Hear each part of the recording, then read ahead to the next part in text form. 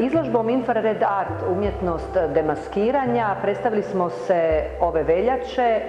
u Muzeju Moslavine u Kutini. Predstavljamo članove grupe Infra,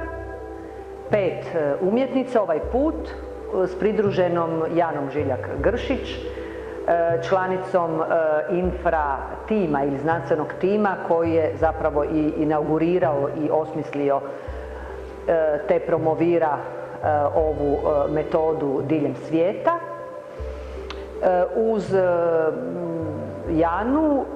članice grupe Infra koje su se predstavile na ovoj izložbi su Ivana Ožecki, Nada Žiljak, Marija Galić, Dijana Nazor-Čorda i mlada kiparica Ana Divković.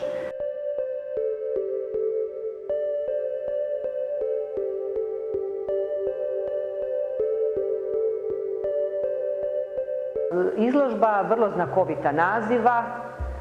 nekako je možda i prispodobna, odgovarajuća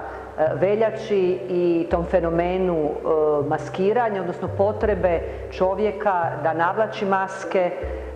da se skriva, da skriva svoj pravi identitet, ali evo postoji dakle jedna umjetnička i znanstvena metoda, ali prvenstveno umjetnička, koja nam nekako